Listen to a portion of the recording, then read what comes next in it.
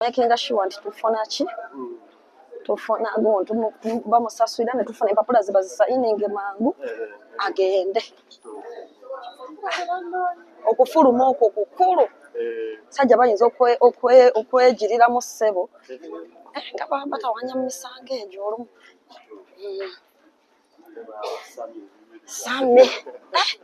Sammy ebintu ebadde biwa ate abadde agala kwogera ku ebintu bye byakwata. First and foremost, your worship,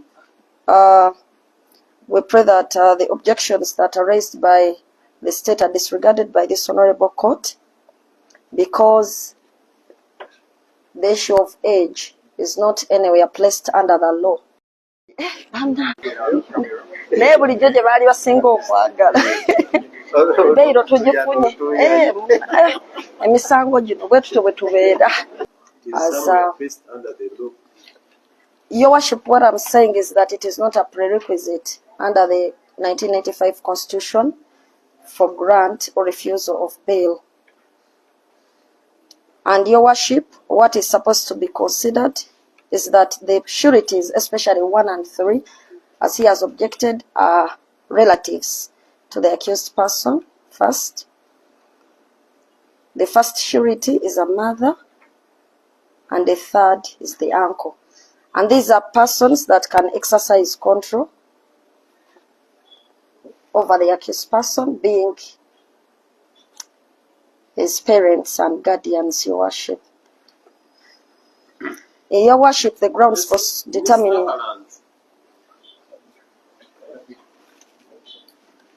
Where does it stay? Are you sick? Are you sick? Are you sick? Huh?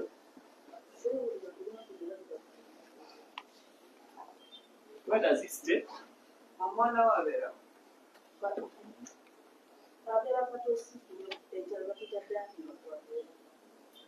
What does he do?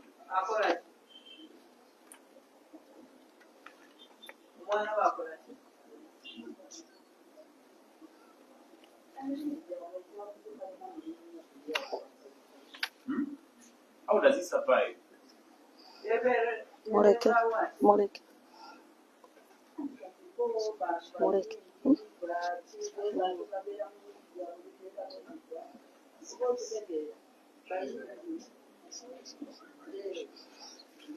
Does he rent or is sitting somewhere else?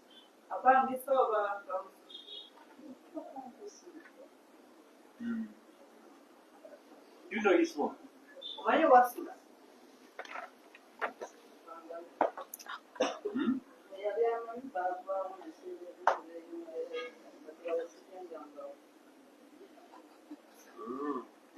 Madame Nabuya.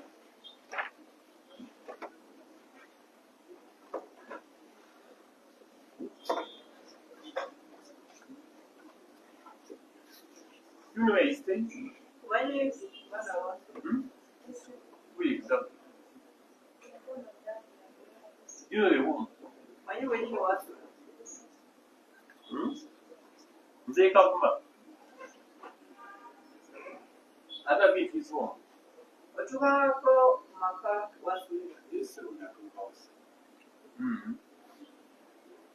You know his landlord? Landlord, yes, money for the woman and the cow. And we have said the woman and the wife. Wow, my landlord is money. The cow and the cow. You know how many rooms are there?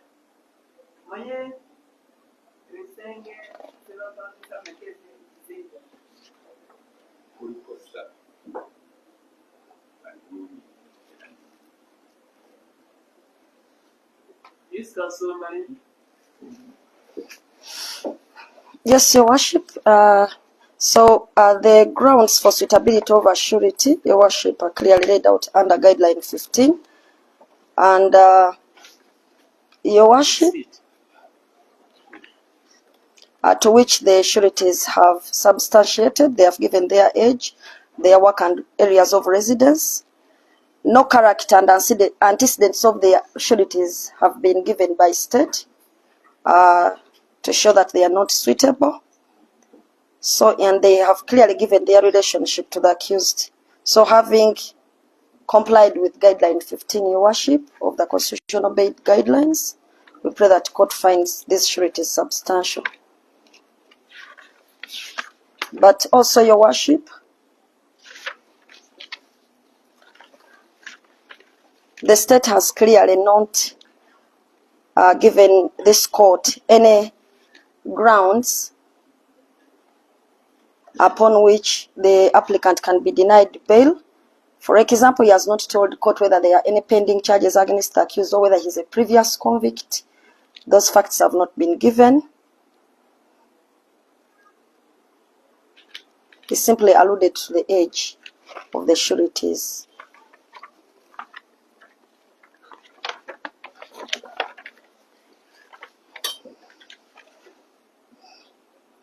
Your Worship, regarding the issue of sureties residing in Kayonga,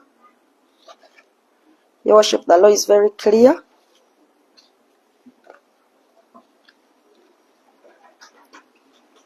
That the sureties provide their places of abode, which are within the jurisdiction of Uganda, which they have done so. And Your Worship, we have also availed the national ID for all the sureties and the accused person, and that contains even further and better particulars in case any surety or accused person is to be traced. So state cannot clearly sit here and say that court will not have actually any power to get these people because they live far away. So with those submissions, Your Worship, we pray that the accused person be granted bail and the sureties be found substantial because they know their role and they are closely related to the accused person.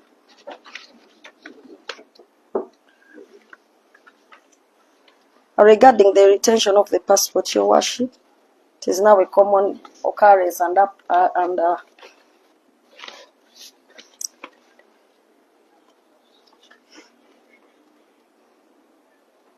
has become a common practice for state to always pray for passports to be retained.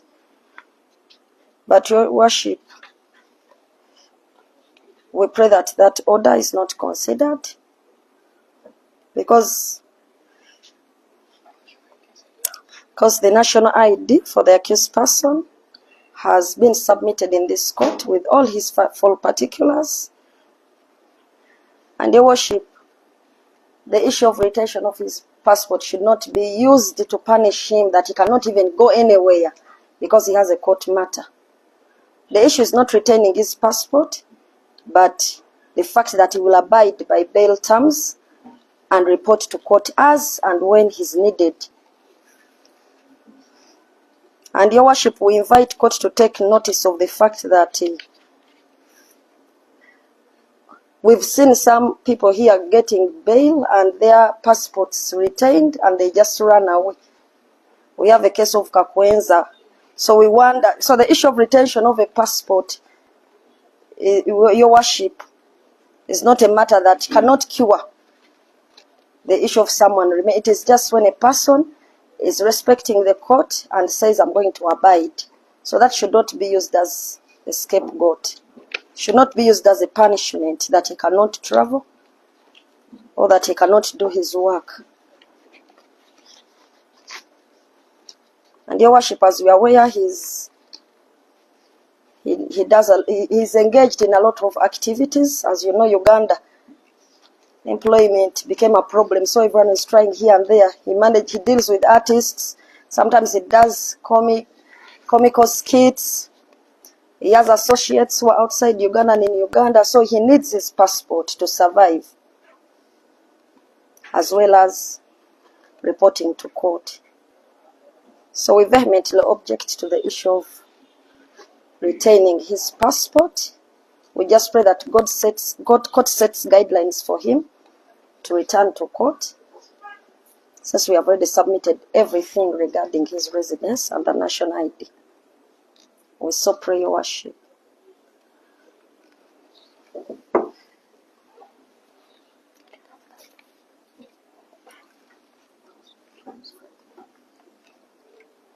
you have been court more reasons why the passport should have to be taken away. Your worship, I'm sorry, but I wanted to give you the Kakwenza. No, it is Kakwenza, not him. Out of the country, he's going for comedy. Then the more reason but your worship, we have a problem here of lying. It is a fact that he may need to travel, and then he comes back to court. For him, he just needs to know the dates of court. No. Because both of them can help you travel in the national ID. You can move within East Africa, and the passport. So there is submissions are convincing me that we should actually give back both of them. Okay, but whatever the case, your worship, but whatever the ruling of this court, the issue is that he should have his freedom and is willing to abide by the terms. It is not a matter of death that, it is not a matter of life and death that he needs to stick to his passport and national ID. If that is what is going to take away his freedom, at least they better retain. But for us, our submissions... Council Marinde, the reasons you have given me are telling me that take away both the passport and the national identity card, so this man doesn't move within East Africa and outside. That is it. What this man command outside Uganda. And anyway, let's have a ruling. Okay? Much obliged to us.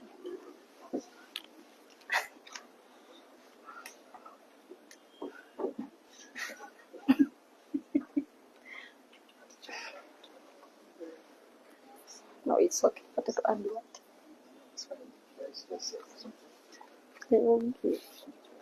But that is. Yeah.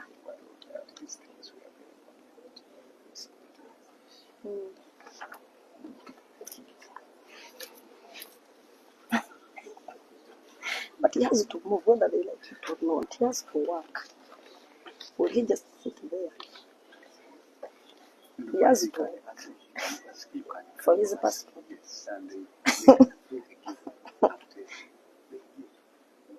He makes an application, he writes a letter.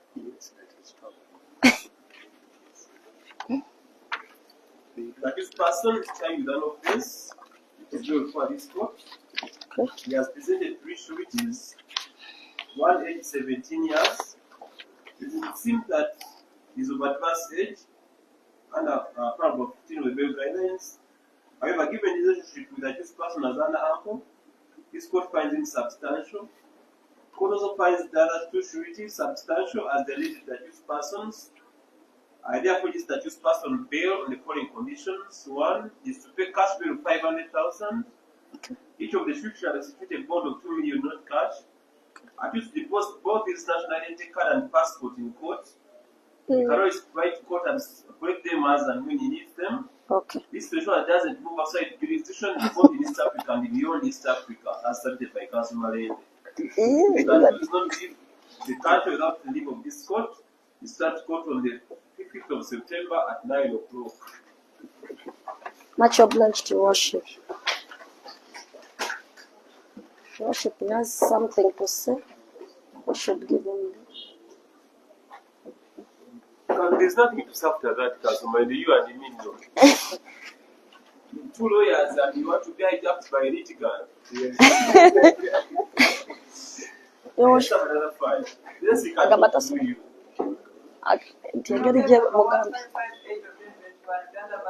Council, let's have this. Are you going to proceed, Council?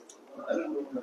Yes, I was even for this is for the verify my issues. Let's have this.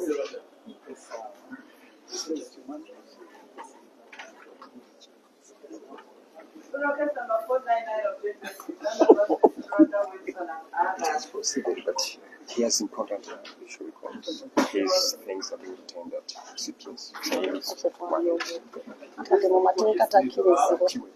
Mugambe was Mugambe.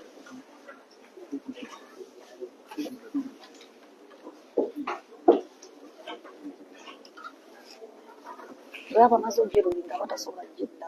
Twali takyogera wali. I'm going to get out.